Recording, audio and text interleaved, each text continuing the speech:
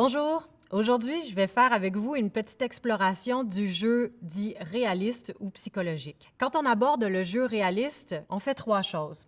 Premièrement, on analyse et on questionne le conflit ou la situation. Deuxièmement, on construit un discours intérieur à notre personnage à partir de son passé et on lui construit un sous-texte. Et troisièmement, on joue le texte en se servant de notre mémoire affective.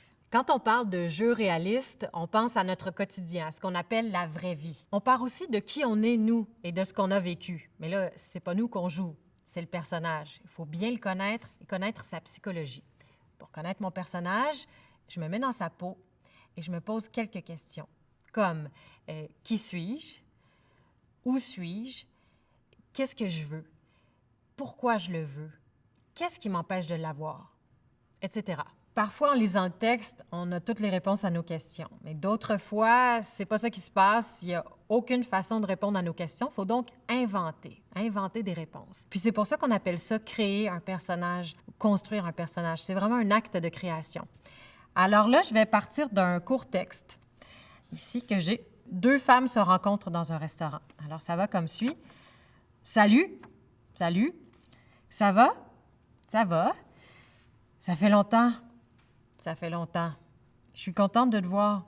Moi aussi. As-tu quelque chose à me dire? Toi, as-tu quelque chose à me dire? Oui. Je viens de m'acheter une maison avec mon chum. Bon, là, ici, le texte ne nous apprend pas grand-chose, hein? Alors, il va falloir inventer. Alors, on va commencer par inventer le contexte. Disons que c'est deux amis, deux anciennes colocataires, tiens, qui se sont pas vues depuis, 3 ans. Là, elles se retrouvent au restaurant. La première, appelons-la Marie. Marie vient de se faire laisser par son chum. Puis là, elle n'a plus d'appartement. Donc, elle veut demander à son amie, son ancienne coloc, si elle veut revenir en appartement avec elle.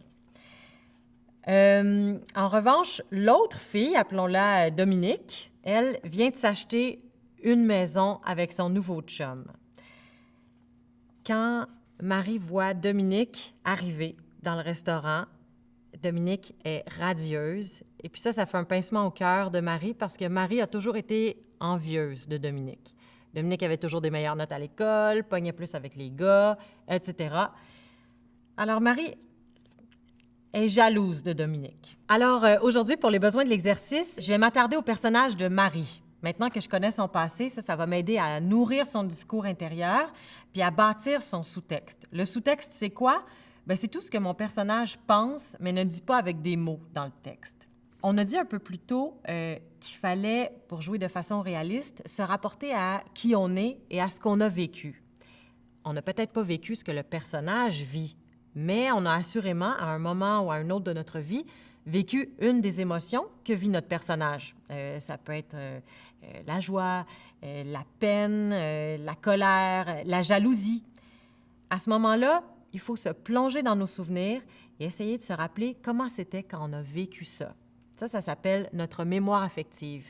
Et on s'en sert beaucoup pour jouer nos personnages. Alors là, je vais vous montrer, en intégrant toutes ces notions, comment le court texte neutre qu'on a lu un peu plus tôt peut être nourri par le discours intérieur, par le sous-texte.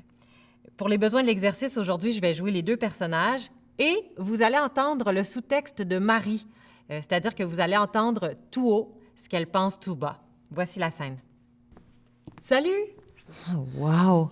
Toujours aussi parfaite. Salut! Ça va? Je vais essayer de pas avoir l'air trop loser.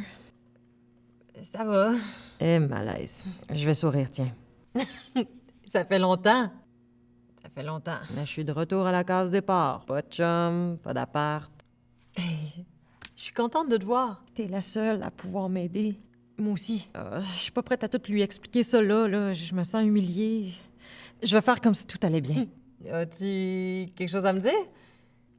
Toi, as-tu quelque chose à me dire? Ah, moi, oui. Oui, je viens juste de m'acheter une nouvelle maison avec mon nouveau chum. Ah! Cool!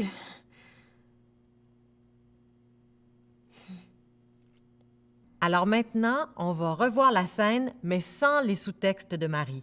Ça va laisser place au silence, qui sont très importants dans le jeu réaliste. Salut! Salut! Ça va? Ça va. Ça fait longtemps. Ça fait longtemps. Je suis contente de te voir. Moi aussi.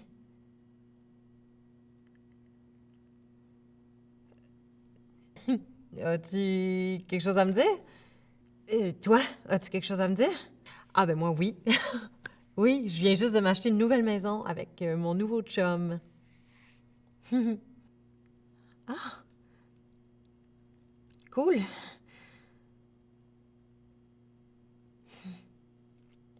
En conclusion, on se rappelle que lorsqu'on aborde un texte de façon réaliste, on commence par questionner et analyser le conflit ou la situation. On développe un discours intérieur à partir du passé de notre personnage et on lui construit un sous-texte.